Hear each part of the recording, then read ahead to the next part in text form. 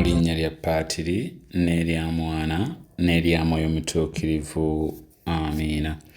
Essaala Bikira Maria gy'ateesa mmula. Ayi Maria kabaka wange mmange, nze neeyanjulira gy'oli nga sirina kyendekayo, ate nkusingira omusingo gw'okwagala kwange. Nkusitulira leero amaaso gange, amatu gange, akamwa kange, omwoyo gwange, nange nkwekwasa nze n'omulamba. Ayi mmange omulungi, bw'olaba neerimbise ku ggwe, naawe nkuuma nzibira ng'omuddu wo owwo ku bwo. Abaana ba Mukama mwenna gye muli, mbalamusaako nnyo nnyini ddala mu linnya lya Mukama waffe era mulokozi waffe Yezu Kristo. Nnyenye yaffe eya wiiki eno, Jjukiranga Amanyi Ge. Jjukiranga Amanyi Ge ye wiiki yaffe, ye nnyenye yaffe eya wiiki eno. Simanyi naye nteebereza nti kiyinza okuba nga kyali kibaddewo aidha ku ggwe oba ku munno, n'otunula n'olaba era n'okkiririza ddala munda mu ggwe nti ekintu gundi tekigenda kukyuka. Nga bw'olaba ggwe ebintu ng'olaba ekintu gundi mu bulamu bwo tekigenda kukyuka, nti embeera gundi tegenda kukyuka. Kiyinza n'okubeera ekirooto nga muli okiwulira naye ng'okirengerera wala era nga muli weematiriza ddala nti tewali ngeri gye kigenda kutuukirira mu bulamu bwo. Nga bwe weetunuulira bambi oluusi ebitabo tebiwera oba abantu abatuufu okukuyamba ku kirooto kyo olaba tobalina. Mazima nga bw'otunula eno n'eri olaba ng'emikono gyo gisibiddwa, tolina lugendo. Mukwano gwange kkiriza mmunyenye ya wiiki eno mbeeko kye nkujjukiza. Emikono gyo giyinza okuba nga gyo misibe.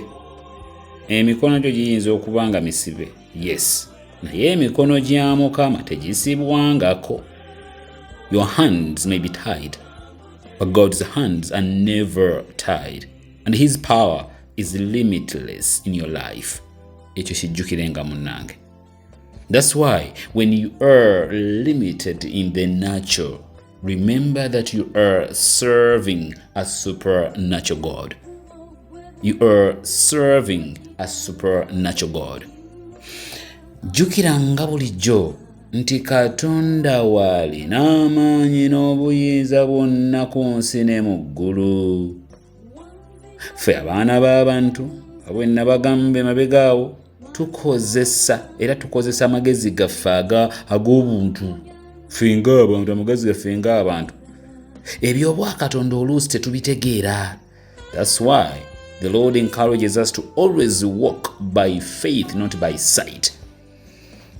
Nakino nsaba okiwulirize bulungi munnange. Bw'obanga ky'okola Katonda ddala yakusabye okukikola nga kirimu omukono gwa Katonda, omanyanga nti kigenda kubeera kyanjawulo nga si kya bulijjo era nga kiri waggulu w'obusobozi bwo. Kubanga bwe kiba nga kyandibadde kya bulijjo, you don't need to walk by faith because you can't do it by yourself. Anyway, bwe kiba nga kya bulijjo, you don't need to walk by faith because you can't do it by yourself. Olw'ensonga eyo njagala okuzzaamu amaanyi muganda wange mwannyinaze, bw'olaba nga ky'oliko bakyopulaani nga kikutabudde, kikusobedde, totyanga era teweeraliikiriranga. Manyanga bumanya nti ekyo tekigwa mu bibyo by'osobola. Tekigwa mu by'osobola. Koola bukoowozi mutonzi wo kubanga yakisobola. Kuba singa kibadde kiri mu busobozi bwo tekyali kutabudde mutwe. Bw'otagambanga nti ekintu gundi tekisoboka, ekyo tokyogeranga kivinako. Gwe atakisobola naye Katonda wo akisobola. Don't ever limit God's power in your life. Totyanga kwanganga mbeera. Totyanga kukola bitali bya bulijjo, for with God everything is possible. bwe tugenda mu kitabo ekitukuvu Zabbuli ey'ensanvu-munaana kyeva etugamba nti abaana ba Isirayiri tugamba bweti nti abaana ba Isirayiri baanyiiza Katonda bwe beerabira obusobozi obuyinza n'amaanyi ge. Zabbuli ya 78. Abantu bano abaana ba Katonda bano beefuula abeerabidde nti yali abajja emikono gya Falaawo, nti yabawonya okufa enkalamata bwe yajja amazzi mu lwazi nga bali mu ddungu n'abawa ne banywa, nti yakola ebintu bingi nnyo ebyokumukumu ebyewuunyisa ebyamagero babyerabira. Kati no kyanyiiza Katonda n'agamba nti bantu mmwe amangu ago mwerabidde obuyinza n'obusobozi bwange. By the way, limit doesn't apply to God. The word limit doesn't apply to God. For God is limitless. I mean, God is limitless. Sekigambo limit tekyaplying ku Katonda. So these guys limited him in their mindset. Balaganga Katonda omunafu atasobola kubayamba. Oyinza okugamba nti lwaki Katonda yanyiiga? Katonda yanyiiga kubanga baali beerabidde ebikuno n'ebyamaanyi bye yali abakoledde. Moreover, mu kaseera akaali akatono akaali kayise, kaali kaseera katono nga mukadde ako amaaso n'ebirowoozo babimalizza ekyali kibeekiyise mu maaso. Baali babimalizza ekisoomoozo ekyali kibeekiyise mu maaso. Ekyo kyennyini kye yaliko omukadde ako n'Abayisirayiri kye kimunyiiza nakati kunze naawe mpuliriza mwannyinaze muganda wange awuliriza munyeenyeeno. Agamba nti naye mutabani wange Malitini Semanda, nga weerabidde mangu gye nkujje, nga weerabidde mangu bye nkoledde. Okimanyi nti tewali wa kufuuka musaaseredooti nze ne nkuyisaawo?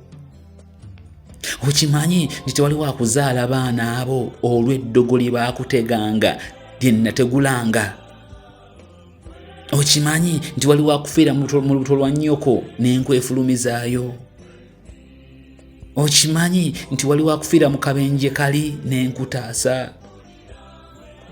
Okimanyi nti kiri kye wakola wali wa kufuna bulwadde ne mbukuwonya?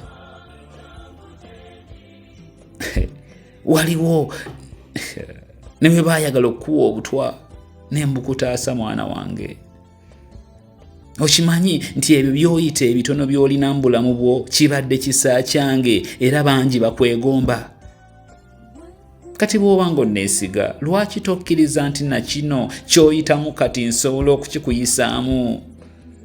Lwaki oganya okukkiriza nti luno olutalo lw'oli mu kulwana kati nsobola okulukuwangulira?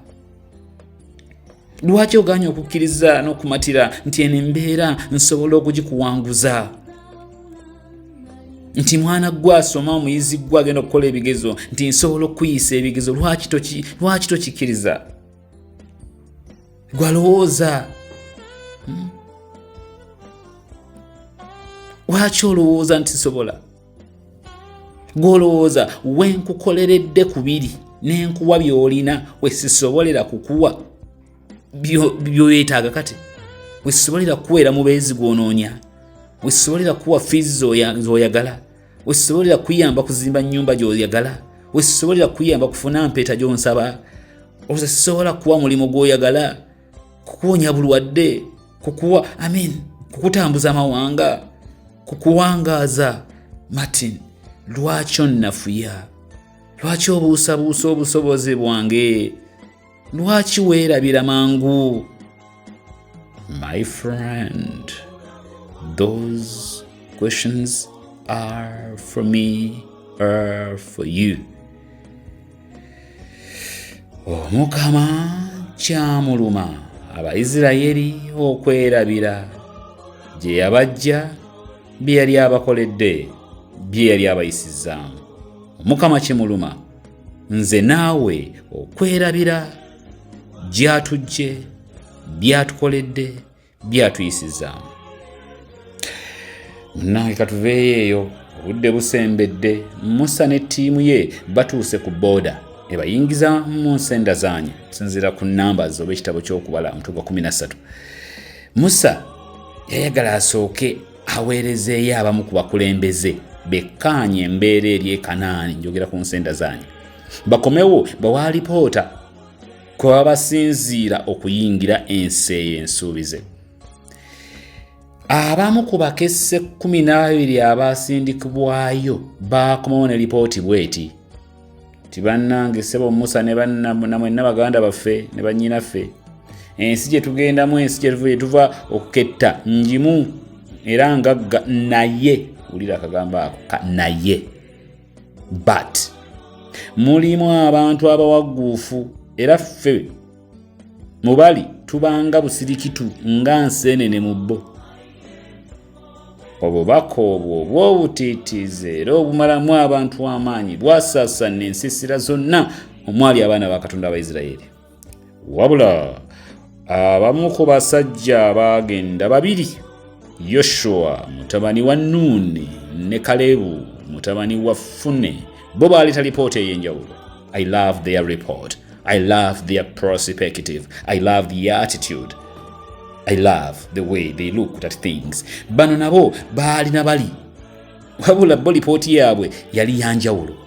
Era baagamba bwe bati, ensi tugirabye tugikesse mpitirivu obulungi, ekulukutira ddala amata n'omubisi gw'enjuki ng'Omukama bwe yatugamba. Era abasajja abawaguufu kituufu gye bali, wabula ekibadde kibakuuma kimaze okubaggyibwako, naye ffe Mukama Katonda ali wamu naffe. Oh my God is with us. Mukwano gwange oyinza okweraba ng'akaseenene obuseenene atagasa, atalina bwali, atalina kyasobola. Kituufu, wabula amaaso nsaba ogejjeko gatunuuliza omutonzi wo. Turn your eyes to the Lord who is with you, who is with you. Remember, you are serving a limitless God, and if you can tap into his power, you can certainly become all that he has called you to be. Oyinza okuba mu mbeera nga mazima ddala weetaaga kuwonyezebwa, mazima ddala weetaaga omukono gwa Katonda gukuwonye, nga weetaaga obaolyawo okuzzibwa obujjambulamu bwo, oba mbi nga weetaaga ekkubo mu nnyanja emmyufu eyo ekwekiise mu maaso, nga weetaagamu ekkubo mu nnyanja eyo. Kino nsaba okitwale mukwano gwange, nsaba amaaso ogejjeko era gajje ne ku mbeera gy'oyitamu ogatunuuliza omutonzi wo. Yoshua ne Kalebu ekyabwe bakiraba bwe batyo. Yes, abalabe gye bali, ebisomooza bye biri, naye ffe tulina Katonda ali naffe. God is with us. Mukama ali naffe. Oh, I love their attitude. Bannange tulekeraawo omuze gw'okwematiriza we tuli, ng'Omukama si waatwagala nga bali abasajja 10 ate tugenda yeeri kuba tetwematiriza bwe tuli ng'Omukama si waatwagala. Tebaali bakoma ku booda, baali bakuyingira nsi. Lwaki oyagala okukoma ku booda musajja gwe mukazi gwe nti nkimanyi nina kufuuka kino, nina kutuuka eri, naye kansigale wano olunafu? Nedda, nedda, nedda. Nti mpulira wano wendi wamala, kino kyendi kimala. Twetaagayo ba Yoshua ne ba Kalebu abasobola okugamba nti nedda, nedda, wano we tuli si we tulina okubeera, kino kyendi si kye nnina okubeera. Omukama kye yantegekera kisinga kino kyendi. Omukama gyantwala wala okusinga wano wendi. Yes. Friend, break that limited mindset. Become divinely bold and courageous. Speak out that, Lord, with you I'm going to reach my destiny. Speak out that Father, I know with you I care not. I know there are many barricades, ebisomozo bingi ebinekise mu maaso bingi, but I know with you abasajja abawaguufu bangi nnyo nnyo nyaba, naye nkimanyi with you I'm going to reach my destiny. I love that. Zabbuli eya 35 kyeba etujjukiza that God is powerful, yes, but he delights in blessing his children. God is powerful, but he delights in blessing his children. Keeping in mind the great things happen when God mixes with man. Mukama bannanga abeere nammwe. Katonda omuyinza wa buli kantu paatule ne mwana ne mwoyo mutuukirivu bambi abawe nnyo omukisa.